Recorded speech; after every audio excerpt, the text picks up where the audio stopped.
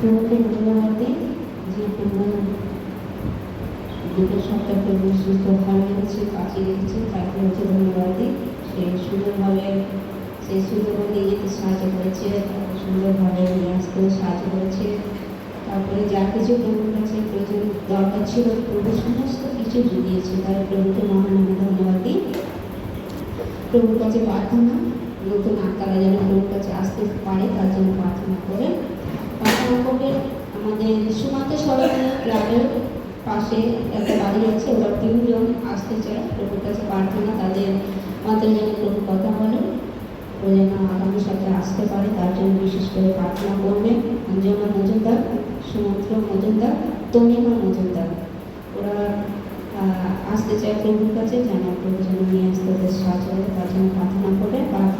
আমাদের গীতানগরে সেই রাস্তার কাজ হচ্ছে, যেন সুন্দরভাবে হতে পারে তার জন্য প্রার্থনা করবেন। আর আগামী দিন আমাদেরও কিছু ওখানে কাজ বাকি আছে, তারপরে প্রভু সেই সুন্দর একটা দোকান যোগানের খবর সে দিয়েছে, তার জন্য প্রভুকে ধন্যবাদ দিই যে সুন্দরভাবে সে সব কিছু হতে পারে তার জন্য প্রভুকে প্রার্থনা করবেন। আমাদের যশোয়ার জন্য, যশোয়া সবাইকে ধরে শুধু কামড়ায়, যাদের 2 বছর হয়নি, তারপরে কিছু খেতে চায় না, তার জন্য প্রার্থনা করবেন প্রভুর কাছে, যেন সে খাবার খেতে পারে, কথা শুনে তার জন্য প্রার্থনা করবেন। আর জোয়ানের জন্য প্রার্থনা, জোয়ানের যেন সুন্দরভাবে সে বড় হতে পারে, আর তারপরে আগামী দিন সুন্দরভাবে বেড়ে উঠতে পারে তার জন্য প্রার্থনা করবেন। ওদের পরিবার প্রত্যেককে প্রভু যেন আশীর্বাদ করে তার জন্য। শ্রীলতাকে বিশেষ করে শ্রীলতার জন্য প্রভু যেন ওদের সুস্থ ভালো লাগে। ও প্রচণ্ড খুব রাগ, এখন অনেক রাগ হয়, প্রভুর কাছে প্রার্থনা ও যেন সেই রাগ ঠান্ডা হয়, যেন বুঝতে পারে তার জন্য প্রার্থনা করবে। বিশেষ করে মাথা ঠান্ডা রাখবে তার জন্য প্রার্থনা করবে না, স্বামীকে শেষ সুস্থ ভালো রাখবে তার জন্য, সঞ্জয়ের জন্য। ওই যে মিনিস্ট্রি কাজ করছে চারদিকে সুন্দরভাবে প্রত্যেক জায়গায় যেন সেই প্রভু বাক্য মানুষকে সুন্দরভাবে বোঝাতে পারে, আর তার জন্য বিশ্বাস করতে পারে আগামী দিন।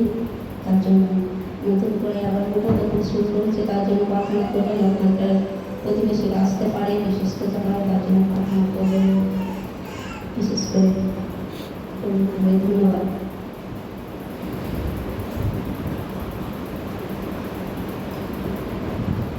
আমি ঈশ্বরের মহানামে ধন্যবাদ করি। আমি অনেকদিন বেশ কিছুদিন অনুপস্থিত ছিলাম, আমার কিছু প্রতিকূলতার মধ্যে দিয়ে যেতে হয়েছে। আর প্রথমত আমি এখানে সবসময় থাকিও না, যার জন্য আমি সবসময় চার্চে আসতে পারি না। তার জন্য প্রভুর কাছে ক্ষমা প্রার্থনা করি এবং আমি প্রভুকে বলি যেন কোনো না কোনোভাবে যেন আমি এই দিনটাতে ঈশ্বরের কাছে আসতে পারি। আর যারা আছেন সকলের শুভকামনা করি, চার্চের উন্নতি করি। স্যার বাইরে গেছেন এবং ম্যাডাম দুজনেই বাইরে আছেন, ওরা যেন সুস্থ থাকেন, সুস্থ করে ফিরে আসেন, এবং সবাই আমাদের এই চার্চে যারা সবাই আছেন সকলের সুস্থতা কামনা করি। সমস্ত প্রার্থনা আমি প্রভুর নামে চাই।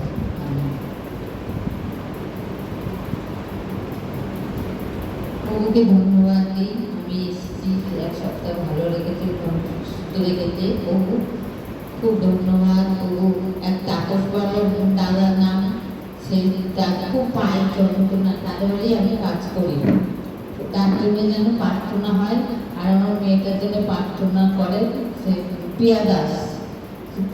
আমি খুব ভালো আছি, বাড়ির লোক সবাই ভালো আছে, সুস্থ আছে। আর আমার হাজবেন্ডের জন্য প্রার্থনা করবেন একটু, বাপি দাস।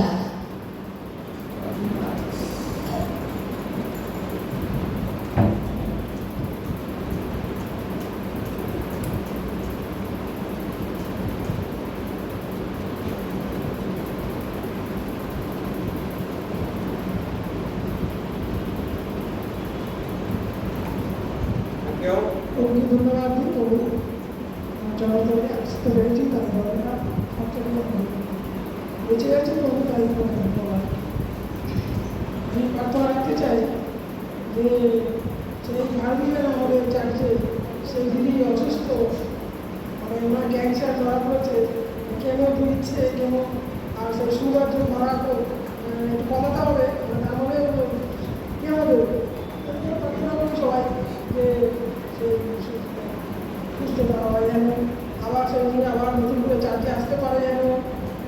আর প্রার্থনা রাখি যারা অনেকে চার্জে আসছে ওকে প্রার্থনা করি তারা যেন প্রভু করে আবার আসে ফিরে। প্রার্থনা চাই আন্টি অসুস্থ বলে আন্টির জন্য প্রার্থনা রাখি, স্যারের জন্য প্রার্থনা রাখি, রঞ্জন স্যারের জন্য প্রার্থনা রাখি। আর যেন সুস্থ থাকে, ভালো থাকে সবাই। আমি পরিবারের জন্য প্রার্থনা করি। তাকে সবাই সুস্থ থাকে। যারা প্রভুকে জানে না চেনে না প্রভুকে আসতে পারে।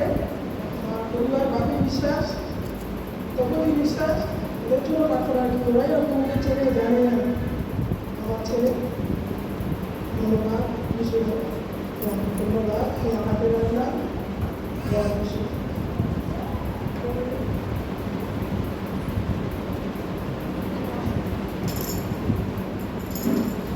সৃষ্টিকর্তা মহাশিবকে ধন্যবাদ দিই যে জগতের সমস্ত ব্যস্ততা থেকে পৃথক করে তার বিশ্রাম দিনে তার গিয়ে এসেছেন, সুস্থ রেখেছেন, সমস্ত কিছুর জন্য প্রভুকে ধন্যবাদ দিই।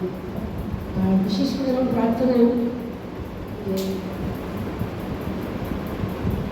শুক্রবারে আমরা ভারতীয় বাড়ি গিয়েছিলাম কয়েকজন, তো সেখানে সে এখন একা আছে ঘরে, কেউ নেই তার সঙ্গে সাহায্য পারি। আর কেমো যখন দিতে যায়, কেমো চলছে, তখন নিয়ে যাওয়ার মতো কেউ তার কাছে থাকে না। তা ওনার মেয়ে রিকোয়েস্ট করেছে যে যদি আপনাদের কোনো সাহায্যকারী থাকে যেদিন যাবে কেমো দিতে নিয়ে যাবে এবং নিয়ে আসবে, তাহলে তারা খুব উপকৃত হবে। এইভাবে তারা আবেদন করেছে। তো প্রভুর কাছে প্রার্থনা করি যে প্রভু যেটা ভালো হয় সেটা যেন হয় তাদের জন্য। এবং তার মেয়ে ছোটো বাচ্চা ছিল, কিছু যাওয়া আসা করতে পারে না। প্রভুর ইচ্ছা অনুসারে সমস্ত কার্য হয়। আর অনেক দিক দিয়ে ভেঙে গেছে, গঙ্গায় শক্তি দেয়, সাহস দেয়, ওর সঙ্গে সঙ্গে থাকে যা কিছু প্রয়োজন কমিয়ে মধ্যে থেকে জিতিয়ে দেয়। আমি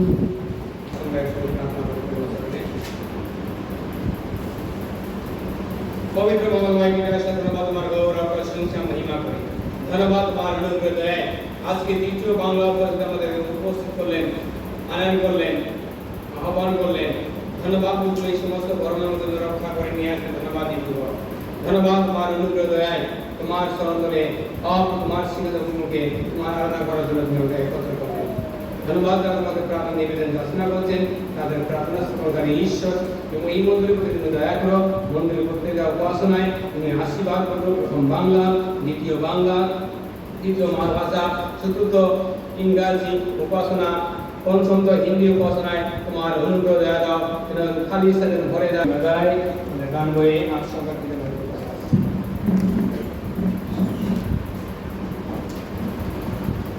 ईशु हे कोरोना मय विराजो हृदया सने पूजिते তোমারে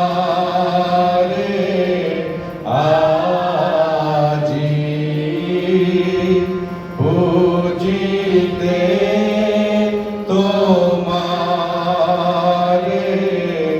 आजी बासना सबार मोने एसो हे करुणा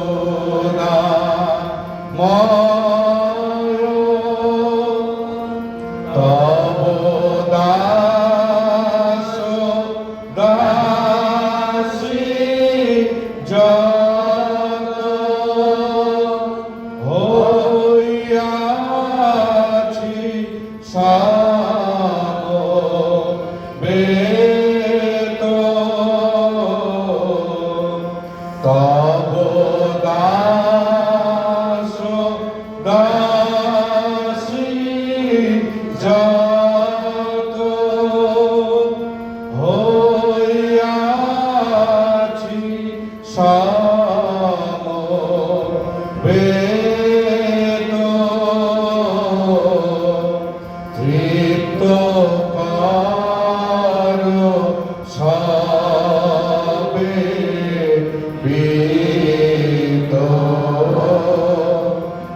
সিদ্ধ করো সবে পীত মনোমত আশীর্বাদে এসো হে করুণা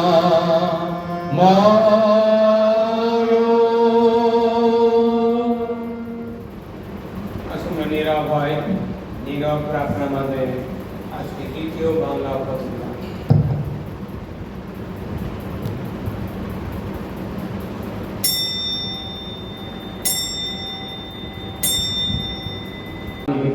আপনাকে প্রদান করি। আমি ঈশ্বরে বিশ্বাস করি, যিনি সর্বপৃথিবীর সৃষ্টিকর্তা, সর্বশক্তিমান পিতা এবং তাহার একমাত্র পুত্র প্রভু যীশু খ্রিস্ট, যিনি কুমারী মরিয়মের জন্মিলেন, মন্দিরে সময় দুঃখ করলেন, ক্রুশবিদ্ধ হলেন, মরণের কবরস্থ হলেন, তৃতীয় দিনে স্বর্গারোহণ করলেন এবং বসে আছেন তখন আমি আরাধায়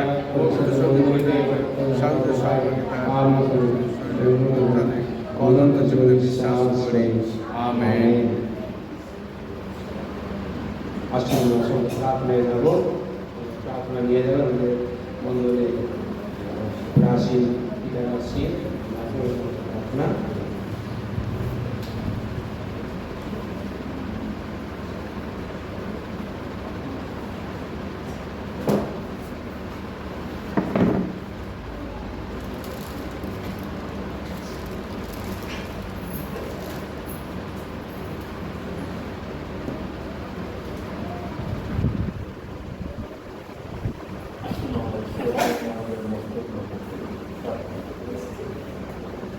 আমাদের সমস্ত সর্বশক্তিমান জীবন্ত ঈশ্বর রাজা জিয়া,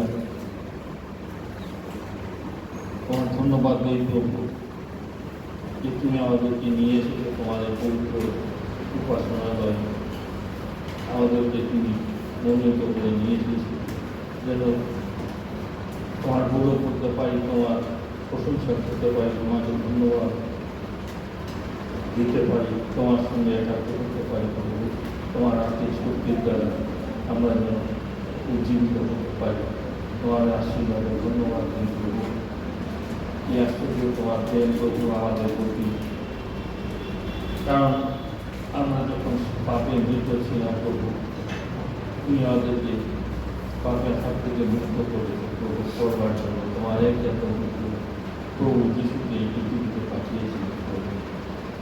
যা সেই খুশি রক্তে মাধ্যমে তুলে আমরা পাপের হাত থেকে মুক্ত হয়েছি প্রভু।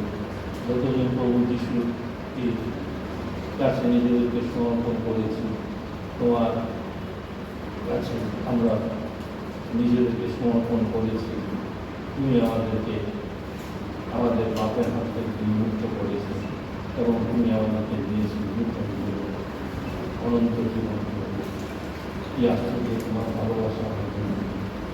কারণ শুধু তাই নয় প্রভু, আমরা যতজন তোমার কাছে তোমার কাছে নিজেদেরকে সমর্পণ করেছি, তোমাকে প্রাণ হিসাবে আমরা গ্রহণ করেছি, তোমার প্রতি আমাদের বিশ্বাস যত শক্তিশালী হয়েছে প্রভু, তুমি আমাদেরকে দিয়েছো সেই সহায় প্রভু, সেই পবিত্র আত্মার সহায়, যেন আমরা বিজয়ের জীবনযাপন করতে পারি, তোমার গৌরব করতে পারি, তোমার সাক্ষ্য হতে পারি এবং তোমার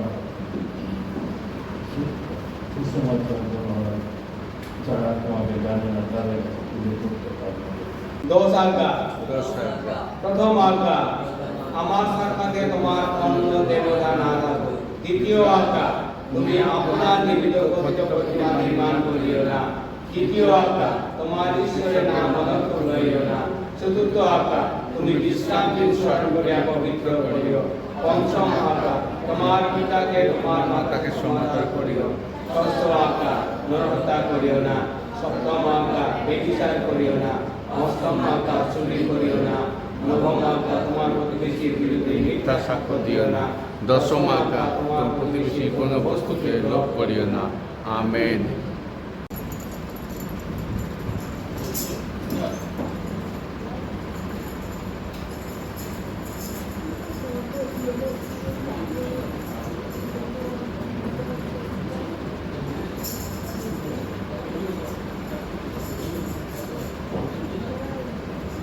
তুমি আঘাত করেছ যারে, সে যে তোমারই মুক্তিদাতা।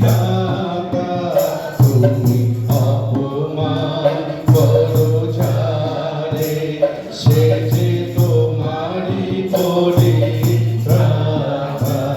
তুমি আঘাত করেছ যারে, সে যে তোমারই মুক্তিদাতা।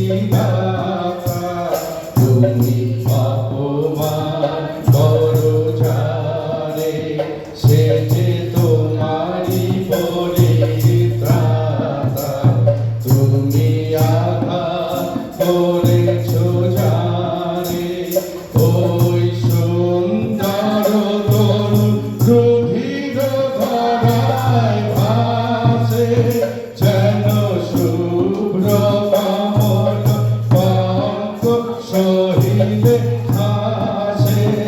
ওই সুন্দর তরুণ রুধির ধারায় ভাসে, যেন শুভ্র কমল পঙ্ক সহিতে হাসে। কালভেরি শিরে 16 দিকে তুমি মহাজীবনের দাতা। তুমি আঘাত করেছ যারে, সে যে তোমারই মুক্তিদাতা। তুমি অপমান করো যারে, সে যে তোমারই পরিত্রাতা। তুমি আঘাত করেছ যারে, মৃত্যু তরু পার হতে যদি চাও, ক্রুশের বারোটা হে পথি শুনে যা। মৃত্যু তরু পার হতে যদি চাও, ক্রুশের বারোটা হে পথি শুনে যা। অনুতাপ লয় বলো শুধু একবার, ক্ষমা করো প্রভু দীনতা আমার। অনুতাপ লয় বলো শুধু একবার, ক্ষমা করো প্রভু দীনতা আমার। জীর্ণ জীবনে পুষ্পিত হবে প্রেম বসন্ত লতা। তুমি আঘাত করেছ যারে, সে যে তোমারই মুক্তিদাতা।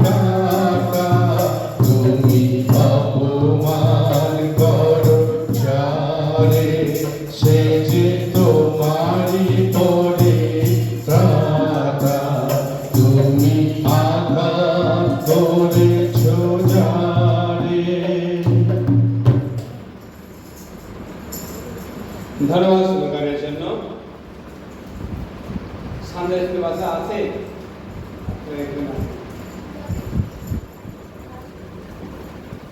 ওদিকে আছে।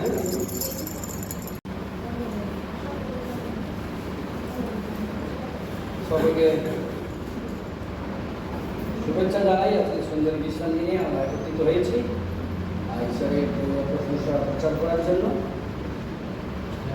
আমরা যে অংশটা পাঠ করেছি, গত সপ্তাহে আমরা একটি পাঠ দেখেছি, সেটা হচ্ছে যীশু খ্রিস্টের দেহের বিষয়ে বলা হয়েছে। সেটাকে সংকেতে যেটাকে প্রকাশ করার জন্য রুটি দেহ এবং রক্ত হচ্ছে সম্পূর্ণ বিষয়। আর দেহের বিষয়ে আমরা গত সানডেতে আমরা দেখছি, আজকে আমরা দেখব রক্তের বিষয়। দেহ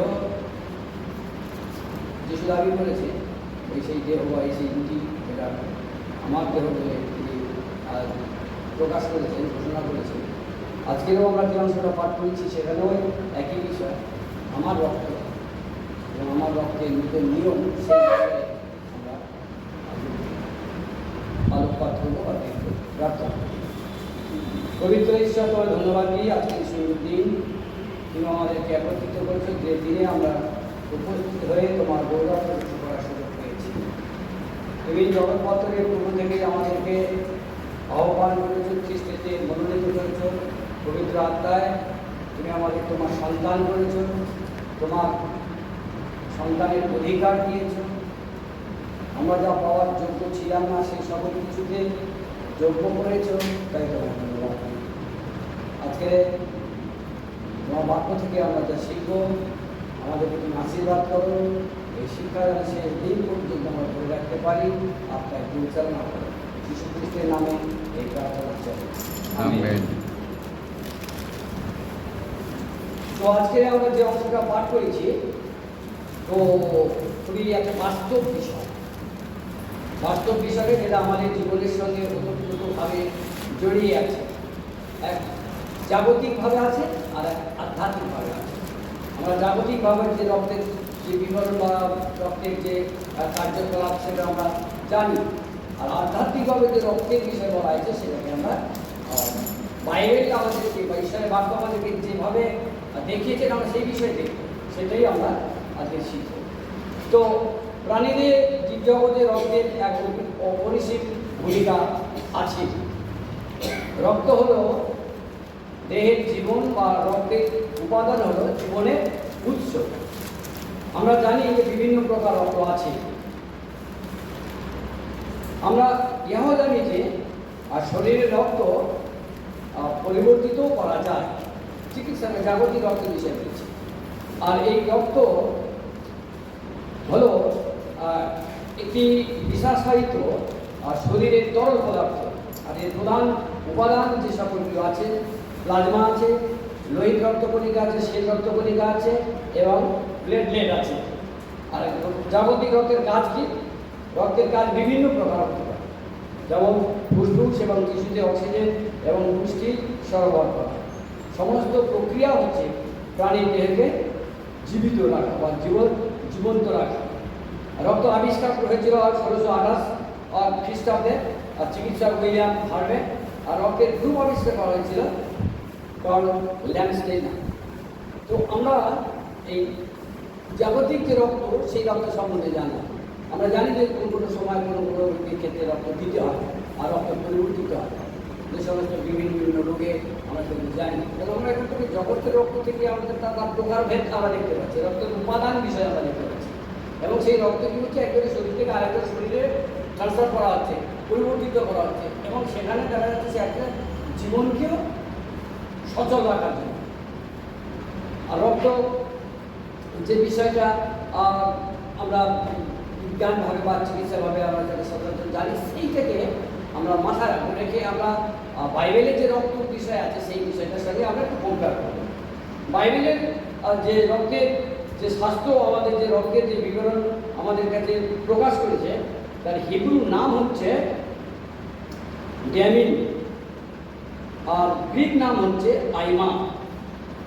ড্যামিন এবং আইমা এটা হচ্ছে রক্তের যে জীবন এবং জীবনের যে উৎস এবং রক্তের যে জীবনের যে সারাংশ রক্ত। অর্থাৎ আমরা বাইরে দেখতে পাই যে রক্তের মধ্যে জীবন আছে, পরিষ্কার সেখানে বলা হয়েছে। সেই জন্য আমরা যে বিধিনিষেধ আছে সেখানে রক্ত খাওয়া নিষেধ করে দিয়েছি। তো আমরা দেখতে পাচ্ছি যে রক্ত হচ্ছে জীবন। তো নতুন নিয়মে যখন আমরা আসছি, নতুন নিয়মে যখন আমরা যীশু খ্রিস্টকে দাবি করছি বা যীশু খ্রিস্ট যখন বলছে আমার রক্তের নতুন নিয়ম, সেই জায়গার আসার একটু আগে আমরা পূর্বে পুরাতন নিয়মে রক্তের বিষয় আমরা দেখি কেমনভাবে ঈশ্বর রক্তকে প্রয়োগ করেছেন বা ব্যবহার করেছেন। আমরা যদি দেখি পুরাতন নিয়মে রক্তকে 4টি অর্থে বা 4টি উদ্দেশ্যে প্রকাশ করা হয়েছে। হিংসাত্মক মৃত্যু যে রক্ত, সেই একটি রক্ত, রক্ত সহিত জীবনের একটা সম্পর্ক, সেই একটি রক্ত, নিষেধাজ্ঞার রক্ত এবং বলির রক্ত প্রকাশ করেছে। সম্ভবত আমরা আজকের যে অংশটা আরম্ভ করবো বা আমরা যেটা দেখবো সেটা হচ্ছে বলির রক্ত, সঙ্গে আমরা সম্পর্ক যুক্ত হব। পুরাতন নিয়মে রক্তের ব্যবহার কেমনভাবে, এই রক্তকে পুরাতন নিয়মে ঈশ্বর জাতির কাছে ব্যবহার করেছিলেন, এটাকে স্মরণ করিয়ে দেওয়া যে রক্তের সাথে জড়িত বলিদান প্রতীকীভাবে জীবনের প্রতিনিধিত্ব করার জন্য, এই বলিদানের রক্ত ব্যবহার করা হয়েছে। এই রক্ত প্রায়শ্চিত্তের জন্য, আমরা এখানে দেখতে পাচ্ছি রক্ত যে বলিকৃত যে রক্ত, সেটা হচ্ছে প্রায়শ্চিত্তের জন্য বা প্রায়শ্চিত্তের উৎসের জন্য, যা ঈশ্বরের সহিত পাপী মানুষের মিলনের প্রত্যাশাপূর্ণ উদ্দেশ্য এবং বিশ্বাসের কার্যক্রম।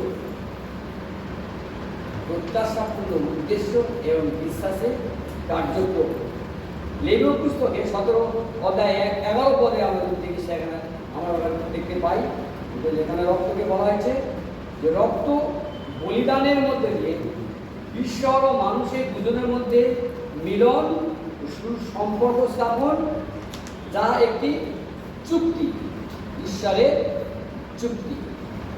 তো আমরা ঈশ্বরের চুক্তি অন্যান্য বিষয়ে আমরা দেখেছি, ঈশ্বরের সঙ্গে অব্রাহামের সঙ্গে যে চুক্তি হয়েছিল সেটা আমরা দেখেছি, কিন্তু এখানে রক্তের সাথে ঈশ্বরের চুক্তির বিষয়ে আমরা দেখছি বা আমরা আলোকপাত করব। পুরাতন নিয়মে রক্তের উল্লেখ কোথায় কোথায় আছে, কোথায় কোথায় সেই রক্তের উল্লেখ আছে? যদি আমরা দেখি যে প্রথম রক্তের উল্লেখ হয়েছে আদম হওয়ার, যখন তারা সেই চামড়া ব্যবহার করা শুরু করল, তারা যখন চামড়া পোশাক পরা আরম্ভ করলো, তখন তাদেরকে ওই পশু মারতে হতো, তাই সেই পশু, সেখানে আমরা রক্তের বিষয় আমরা দেখতে পাই। দ্বিতীয়ত যদি আমরা দেখি আদি পুস্তক 4 অধ্যায় 4 থেকে 10 পদের মধ্যে আমরা সেই হেবলের রক্ত বিষয়টা আমরা স্মরণ করতে পারি, যেখানে বাইবেলে উল্লেখ করা হয়েছে। কোন রক্ত উল্লেখ করা হয়েছে? যে রক্ত নূতন নিয়মে যিশু এসে দাবি করছে এটা আমার রক্ত, আমরা সেই দৃষ্টিভঙ্গিতে আমরা শাস্ত্র থেকে দেখব। তো হেবলের যে রক্ত কেমনভাবে পাতিত হয়েছিল আমরা সেই বিষয়ে জানি। কইন যখন হেবলকে মেরে দিয়েছিল এবং তার সেই রক্ত ভূমি থেকে চিৎকার করেছিল, সেই আহ্বান করেছিল, সেটা হচ্ছে হেবলের বলিকৃত রক্ত। আমরা যদি তৃতীয়ত দেখি, অব্রাহামের সময় ইসাকের যে বলির বিষয়টা ছিল, সেখানে ইসাকের পরিবর্তে যে মেষকে দেখানো হয়েছিল বা যে মেষটাকে রাখা হয়েছিল, সেই মেষের বলিকৃত যে রক্ত, সেই বিষয়টাকে উল্লেখ করা হয়েছে। আমরা চতুর্থ যদি দেখি, সেখানে আমরা দেখতে পাবো যে মিশরীয় যে দাসত্ব থেকে ইসরায়েলকে বার করে আনার জন্য বা তাদেরকে সেই নির্যাতন বন্দিত সে থেকে উদ্ধার করার জন্য যে প্রক্রিয়াটা বা যে বিস্তারের যে বিষয়টা দেখানো হয়েছে, সেখানেও আমরা দেখতে পাবো যে ওখানেও একটা রক্তের বিষয় ছিল, যেটা যে প্রথম যত পশুকে হত্যা করে সেই রক্ত দরজায় লাগিয়ে দিতে হবে, সেটা হচ্ছে চিহ্ন হিসাবে দেখানো হয়েছে। তো আমরা এখানে আমরা যেগুলো দেখতে পাচ্ছি সেগুলো হচ্ছে সমস্ত কিছু চিহ্ন হিসাবে, একটি প্রতীকী, একটি সংকেত দিচ্ছে। আবার যদি আমরা আদি পুস্তক 3:15 পদে দেখি, যেখানে ঈশ্বর বা ভাববাণী করছে বা ভবিষ্যৎবাণী করছে, তিনি উল্লেখ করছে যে তার নারীর বংশের সাথে তার বংশের সত্যতা হবে, পরস্পর সত্যতা জন্ম হবে, সে তোমার পদমূল চূর্ণ করবে, তুমি তার মস্তক চূর্ণ করবে। এটা হচ্ছে যে ক্রুশীয় মৃত্যুর যে রক্ত, তখন একটা রক্তের বিষয় দেখানো হয়েছে। সেই বিষয়টাকে আমরা যদি লক্ষ্য করে দেখি, তাহলে সেখানেও আমরা দেখতে পাবো রক্তকে চিহ্নিত করার যে সংকেত দেওয়া হয়েছে। সেই চিহ্নিত আবার রক্ত যদি আমরা পুরাতন নিয়মে আবার চলে যাই, যে যদি দেখি যে যাজক মহাযাজকরা নিস্তার পর্বের দিনে যারা একত্রিত হয়েছিল এবং একত্রিত হওয়ার পরে তারা যে প্রায়শ্চিত্তের জন্য যাজক যে রক্ত ছিটাতেন, সেটা হচ্ছে সেই পশু বলির রক্ত, সেটা হচ্ছে সেই রক্ত। এই বিভিন্ন জায়গায় বিভিন্ন স্থানে যে আমরা যে রক্তের যে বিষয়টা আমরা দেখতে পাচ্ছি, প্রয়োগ দেখতে পাচ্ছি, সেটা কেবলমাত্র সেই সময়ের জন্য নয়। যে রক্তটাকে বলা ছেটানো হচ্ছে, যে রক্তকে রক্তপাত করা হচ্ছে, যে রক্ত চিৎকার করছে, যে রক্ত মধ্যে জীবনের একটা পরিক্রমা আছে, জীবনচক্র আছে, সেটাকে ভবিষ্যতে কিছু একটা দেখাতে চাইছে। আমরা ভাববাদী পুস্তকে যে সকল যীশু খ্রিস্টের সমাজে অনেক কিছু ভাববানি করা হয়েছিল বা অনেক কিছু নতুন নিয়মে পুরাতন নিয়মের বিষয়কে উল্লেখ করে দেখানো হয়েছিল, ঠিক তেমনিভাবে এখানে যে রক্তের কথা বলা হয়েছে, সেই রক্তটাকেও কিন্তু ঈশ্বর এখানে চিহ্নিত করছে। এটা একটি সাংকেতিক বা একটি চিহ্নিত রক্ত। যে রক্ত কি করবে? যে রক্ত এই সময় পুরাতন নিয়মে কি করছে? মানুষের নিস্তারের জন্য ব্যবহার করা হচ্ছে, মানুষের পাপ মুক্তির জন্য ব্যবহার করা হচ্ছে, মানুষকে পবিত্রকরণের জন্য ব্যবহার করছে, মানুষকে ঈশ্বরের সঙ্গে সেই সম্পর্ক স্থাপনের জন্য ব্যবহার করছে, মানুষের সঙ্গে ঈশ্বরের মিলনের জন্য ব্যবহার করছে। সেই সমস্ত যে প্রক্রিয়া, যে কেবল পুরাতন নিয়মের মধ্যে আবদ্ধ নয় বা সেই যাদবের সময় বা লেবীয় গোষ্ঠীদের মধ্যে আবদ্ধ নয়, কিন্তু এটা এক অনন্তকালীন একটা চিহ্ন, অনন্তকালীন একটি বিষয় প্রকাশ করতে চলেছে। সেই প্রকাশকরণটা হচ্ছে ঈশ্বরের মূল উদ্দেশ্য। যেখানে আমরা এইগুলো 9:22 এসে যদি আমরা দেখি, সেখানে রক্ত সেচন ব্যাধি থেকে পাপমোচন হয় না। আর আমরা জানি সেই বিষয়ে যে রক্ত সেচন ব্যাধি থেকে পাপমোচন হয় না। এটা প্রচলিত একটা প্রথা ছিল, পুরাতন নিয়মের একটা প্রচলিত প্রথা। তাহলে যদি আমরা সার্বিকভাবে রক্ত সম্বন্ধে বলি, তাহলে রক্ত হলো অনুতাপ, মন পরিবর্তন, প্রায়শ্চিত্ত, প্রত্যাশা, বিশ্বাস, প্রেম প্রতীক হিসাবে রক্তকে ব্যবহার করা হয়েছে। কেন? এই বলির রক্ত আমাদেরকে স্মরণ করিয়ে দেয় যে আমরা ঈশ্বরের চুক্তির মধ্যে আবদ্ধ। তাহলে বলির রক্ত আমাদেরকে কি করছে? বলির রক্ত আমাদেরকে স্মরণ করিয়ে দিচ্ছে যে আমরা একটা চুক্তির মধ্যে আবদ্ধ। চুক্তিপূর্ণ নিয়ম বা চুক্তিপূর্ণ একটা ব্যবস্থা, সেটা কি? প্রায়শ্চিত্তের চুক্তি, রক্ত, নিস্তারের চুক্তি, রক্ত। পুরাতন নিয়মে আমরা সেই বিষয়গুলো দেখতে পাচ্ছি। এটা একটি উপায় বা একটি মাধ্যম যার দ্বারা পাপী ইসরায়েল, সেই সময় পাপী ইসরায়েল পবিত্র ঈশ্বরের কাছে ফিরে আসার সুযোগ পেয়েছিল। পাপী ইসরায়েল মানে যে ইসরায়েল জাতি ঈশ্বর থেকে বিচ্ছিন্ন হয়ে গেছিল। বিচ্ছিন্ন হওয়ার 4টি কারণ ছিল। এক, ঈশ্বরের বাক্যকে তারা অবাধ্য হয়েছিল। দ্বিতীয়ত হচ্ছে ওরা ঈশ্বরের পরিবর্তে অন্য কিছুকে ঈশ্বরের মান্যতা দিয়েছিল। তৃতীয়ত হচ্ছে তারা ঈশ্বর থেকে দূরে সরে গিয়েছিল এবং দূরবর্তী হয়ে তাদের সংস্কৃতি, তাদের যে কালচার, সেই প্রজাতিদের কালচারের মধ্যে আবদ্ধ হয়েছিল। ফলে ঈশ্বর মানুষকে যার জন্য সৃষ্টি করেছিলেন, যে জন্য ঈশ্বর ইসরায়েল জাতিকে আপন জাতি হিসাবে মনোনীত করেছিলেন, আপন প্রজা, আপন বংশ বৃদ্ধির জন্য মনোনীত করেছিলেন ইসরায়েল জাতিকে, সেই ঈশ্বরের সেই ইচ্ছা যখন পূরণ হচ্ছিল না, ঈশ্বরের ইচ্ছার বাইরে চলে গিয়েছিল, তখন তাদের জন্য এই ব্যবস্থা বা এই চুক্তি বা এই রক্তের বিষয়ে বলা হয়েছে। এই রক্তের দ্বারা তারা ফিরে এসেছিলেন। যারা ফিরে এসেছিলেন তাদেরকে বলা হচ্ছে অবশিষ্ট ইসরায়েল বা অবশিষ্ট ব্যক্তি, যারা ঈশ্বরেতে ফিরে এসেছিলেন বা ঈশ্বরের নিয়মের মধ্যে আবদ্ধ ছিলেন, তাদের কথা বলা হয়েছে। যারা বেরিয়ে গেছে তাদের কথা নয়, কিন্তু যারা আছে তাদের জন্য এই চুক্তি, রক্তের মধ্যে থেকে মুক্তির যে চুক্তি, সেই ক্ষেত্রে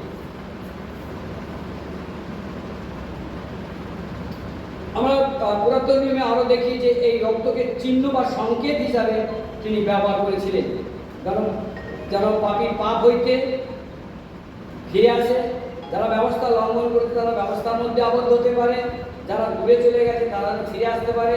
ঈশ্বরের যে বিচার, ক্রোধ, নানান সময় আমরা দেখেছি ঈশ্বরের ক্রোধ তাদের উপরে পড়েছিল। আমরা যদি সদম গমরার দিকে তাকাই, সেখানে আমরা দেখবো ঈশ্বরের ক্রোধের বিষয়। আমরা যদি মিশরীয় দিনের উপরের দিকে তাকাই সেখানেও ঈশ্বরের ক্রোধের বিষয়। আমরা যদি বাবেলীয়নের ভাষাভেদের দিকে তাকাই সেখানেও সেই ক্রোধের বিষয়। নানা সময় নানাভাবে ক্রোধ, সেই ক্রোধ কখনো অগ্নির দ্বারা প্রকাশ হয়েছে, কখনো জলপ্লাবনের দ্বারা নয়ের সময় প্রকাশ পেয়েছে, কখনো বিচারের দ্বারা, কখনো পরজাতিদের বন্দিত্বের দ্বারা, কখনো আঘাতের দ্বারা, বিভিন্ন সময়ে বিভিন্নভাবে সেই ঈশ্বরের ক্রোধ প্রকাশ পেয়েছে। তো সেই ক্রোধ থেকে, সেই বিচার থেকে, সেই দণ্ড থেকে ফিরে আসার জন্য যে চুক্তি, সেটা হচ্ছে রক্তে পরিকৃত হওয়ার চুক্তি।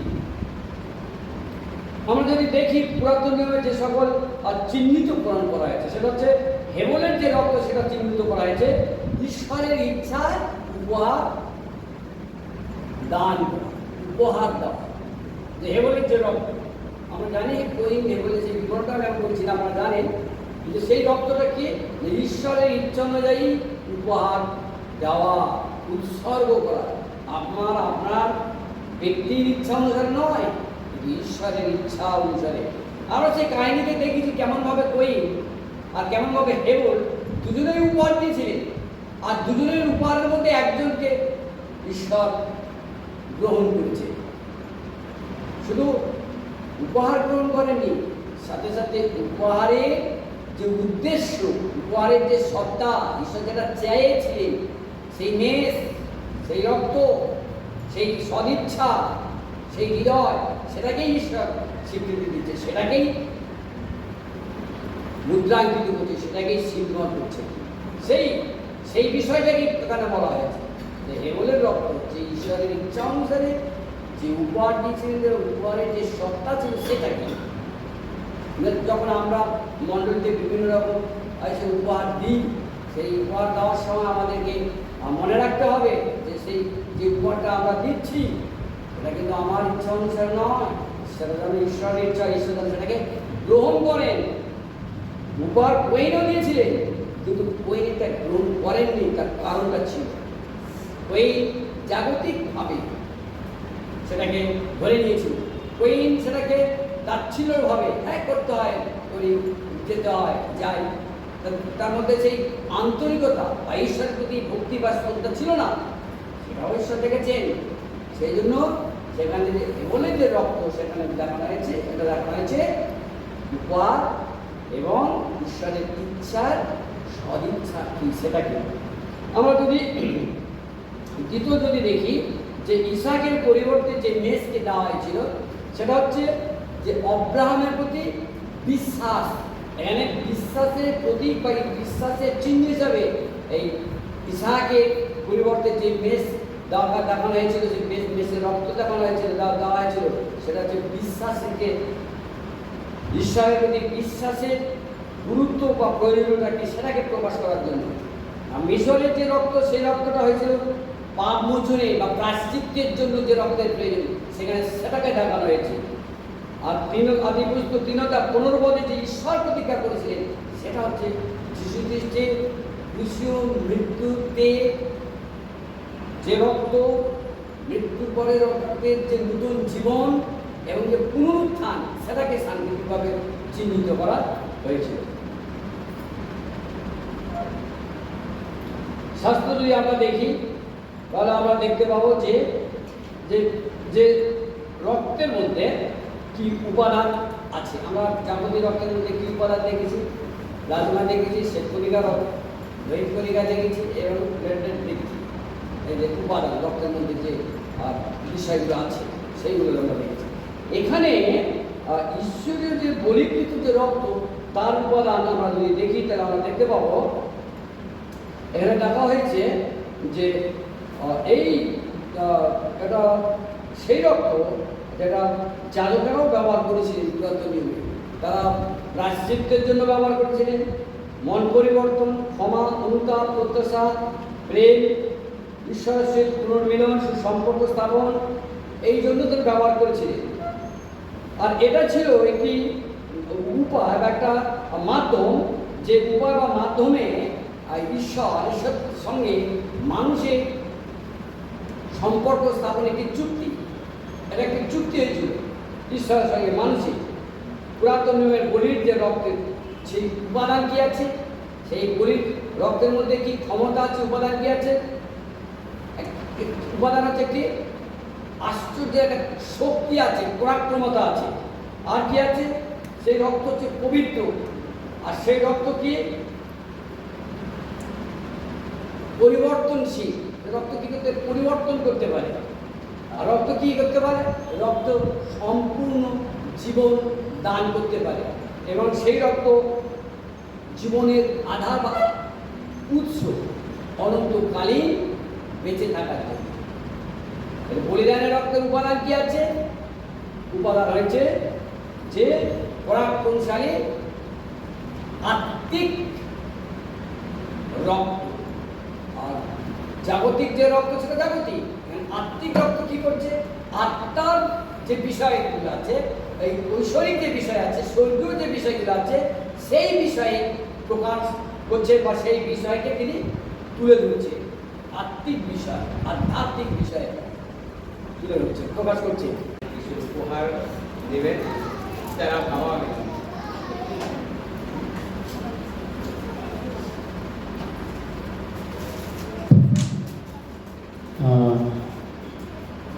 আজকে এই 16ই জুন আজকে ফাদার্স ডে, সারা বিশ্ব জুড়ে আজকে ফাদার্স ডে পালন হচ্ছে। তো আমি অনুরোধ করবো আমাদের মধ্যে বাবা যারা আছি তারা প্রত্যেকের সামনে আসবেন এবং তাদের জন্য আমরা আমাদের মণ্ডলীর তরফ থেকে কিছু ছোট্ট ক্ষুদ্র উপহার আমরা এনেছি, আমরা তাদের হাতে তুলে দেবো। আমরা যারা বাবা আছি তারা প্রত্যেকে আমরা সামনে আসবো। রাজ্যবাবু, আমাদের রাজ্যবাবু আসবেন।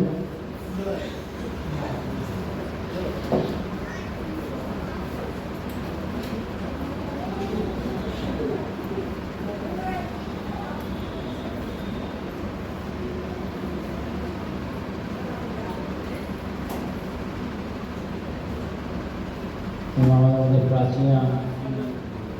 প্রাচীনা আছেন, মা আছেন। আমি অনুরোধ করবো আমাদের প্রত্যেকের জন্য যারা বাবা আছে প্রত্যেকের জন্য প্রার্থনা নিয়ে যাবেন এবং ছোট উপহার তাদের হাতে তুলে দেবেন।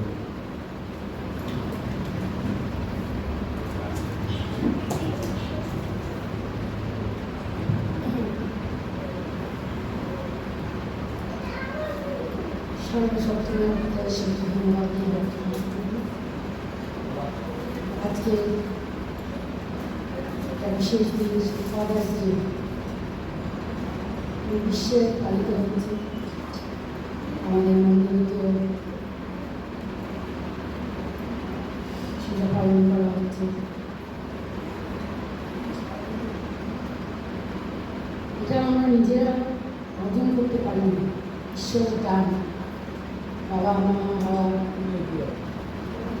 সে যদি আমাকে আশীর্বাদ না করেন, আমাদের কর্মের ফল না, আমরা কখনোই এটা করতে পারি না।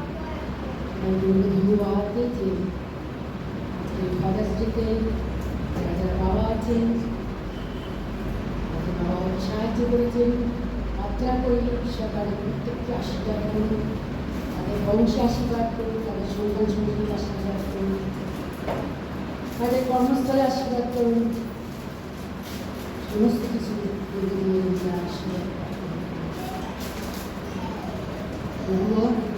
উপহার ব্যবস্থা করা হয়েছে তরফ থেকে। তাও তোমাদের সেটা জন্য ধন্যবাদ। তুমি যে ভালোবাসা সেই ব্যবস্থা করতে সাহায্য করছে, সকল ধন্যবাদ, মহিমা, প্রশংসা একমাত্র আমাদের সুখমা।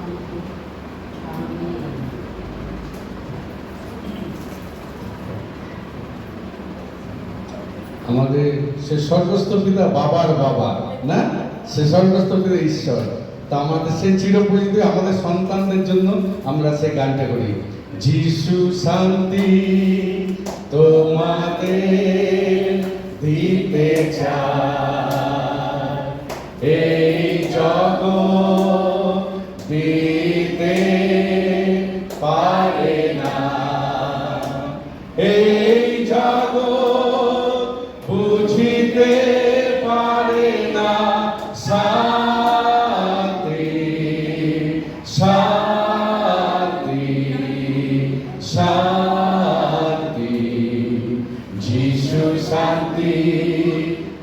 তোমাদের দিতে চাই। Happy father's day.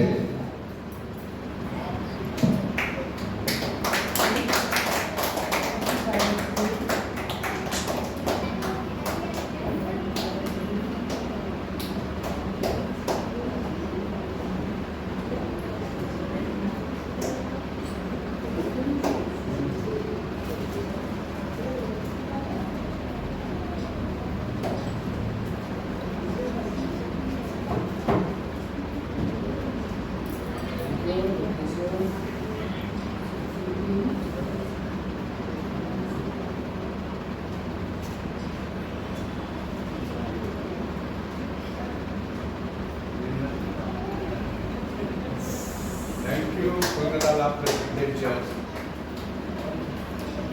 ধন্যবাদ।